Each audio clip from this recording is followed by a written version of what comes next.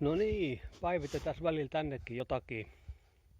Seuraava projekti tässä, niin tän trukin moottorin vaihto.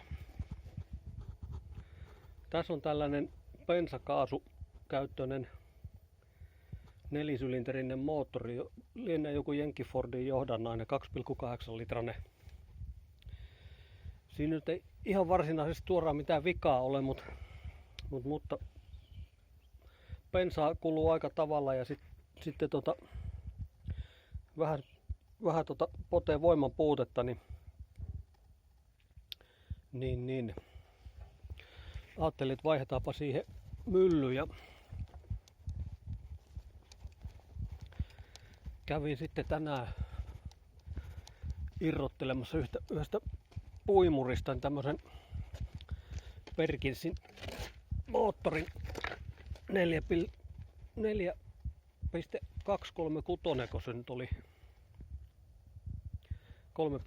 litranen 68 hevosvoimaa. Että siitä olisi nyt tarkoitus tehdä sitten sellainen moottoriswapping tuohon trukkiin.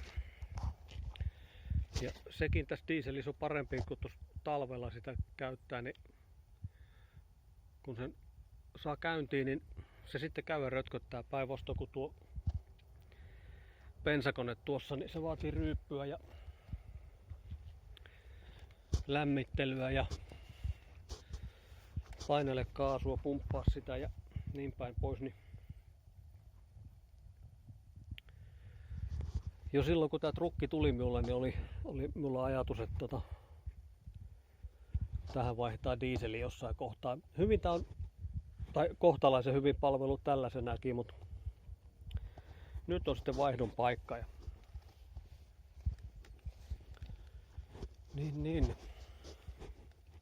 Tällaista tällä erää. Moikka!